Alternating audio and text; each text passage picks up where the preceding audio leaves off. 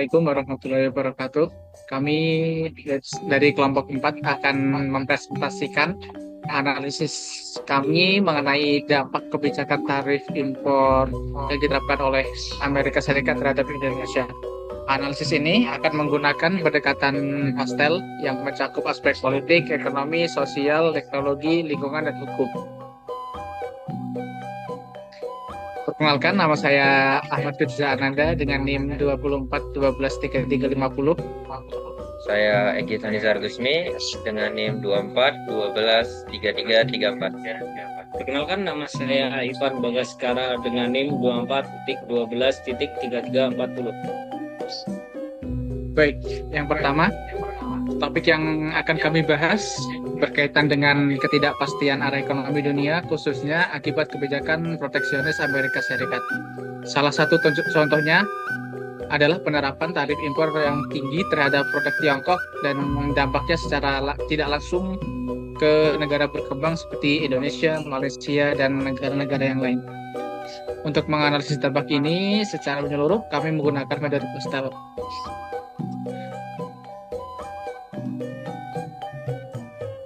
Baik, yang pertama saya akan membahas dampak dari sisi politik. Dari sisi politik sendiri, kebijakan tarif Amerika Serikat berpotensi memperburuk hubungan bilateral jika Indonesia dianggap tidak kompetitif atau terlalu tergantung pada pasar Amerika Serikat. Misalnya, jika produk CPO atau karet dikenakan tarif tinggi, tekanan dalam negeri bisa meningkat karena sektor ini menyerap banyak tenaga kerja. Maka pemerintahan Indonesia perlu memperkuat diplomasi ekonomi, misalnya melalui forum WTO ataupun forum ASEAN. Serta pemerintahan Indonesia dapat menjalin kemitraan strategis dengan negara-negara non-tradisional seperti India, Afrika, dan Timur Tengah. Selanjutnya, dari aspek ekonomi, kebijakan tarif ini sendiri sangat menyebabkan ketidakstabilan pada sektor ekspor. Contohnya, bila ekspor tekstil atau elektronik ke AS terganggu, maka akan terjadi penurunan PDB pada sektor industri pengolahan. Untuk mengejar pertumbuhan ekonomi 8% sendiri, Indonesia harus benar-benar menggenjot hilirisasi sumber daya alam. Misalnya dengan cara mengolah nikel menjadi baterai EV, jadi tidak hanya sekedar ekspor biji saja. Selain itu, investasi harus diarahkan ke sektor strategis dan manufaktur, teknologi, dan ekonomi digital dengan pemberian insentif fiskal dan penyederhanaan regulasi.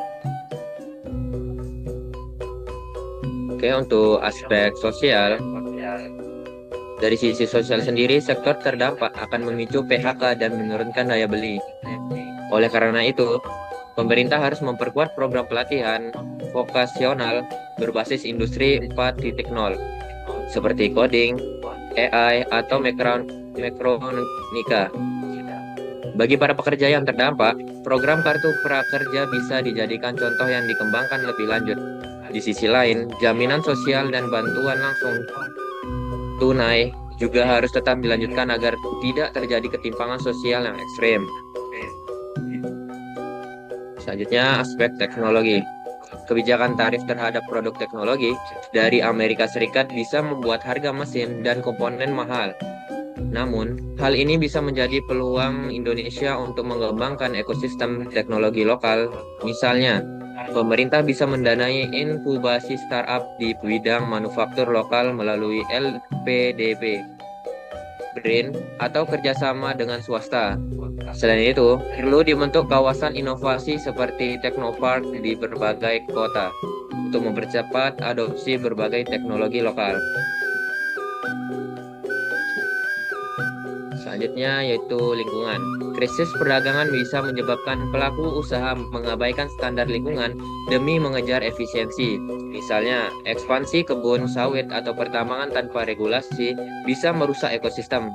Oleh karena itu, Indonesia harus menekankan prinsip green economy mengintegrasikan pajak karbon, pemberian insentif bagi perusahaan yang patuh pada ESG atau Environment Social Governance, dan menetapkan regulasi industri hijau dalam rencana pembangunan jangka menengah. Oke, setelah itu kita akan membahas tentang aspek hukum. Apa sih aspek hukum itu? Dari aspek hukum, Indonesia memiliki hak untuk menantang tarif diskriminatif melalui WTO atau Organisasi Perdagangan Internasional. Selain itu, perlu adanya renegosiasi perjanjian dagang bilateral seperti GSP (Generalized System of Preference) agar lebih adil di dalam negeri. Undang-undang Cipta Kerja bisa diperkuat untuk menjamin perlindungan hukum bagi industri ekspor dan mendorong iklim usaha yang sehat.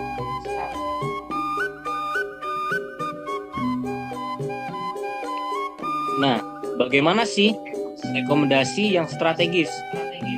Di sini kami merekomendasikan agar pemerintah melakukan diversifikasi pasar dan produk ekspor untuk mendorong hilirisasi industri yang diplomasi dan hukum internasional. Di saat yang sama, Indonesia harus mengarahkan pertumbuhan pada ekonomi hijau agar keberlanjutan tetap terjaga. Dengan pendekatan ini, target pertumbuhan ekonomi 8% dan status negara maju bukan hal yang mustahil. Oke, ini udah bagian akhir nih. Kita akan membahas tentang penutup. Jadi, kami menyimpulkan bahwa kebijakan tarif Amerika Serikat memberikan tantangan serius, tapi juga membuka peluang untuk Indonesia melakukan transformasi struktural dengan strategi kolaboratif lintas sektor dan keberanian dalam reformasi kebijakan. Indonesia mampu bertahan dan bahkan tumbuh lebih kuat dalam kompetisi global. Dan di sini saya berpesan untuk para generasi muda nih. Kesuksesan tidak semudah seperti membalikan telapak tangan. Jadi para pemuda tetap semangat untuk menjalani dan semangat juga untuk membangun sebuah peluang bisnis.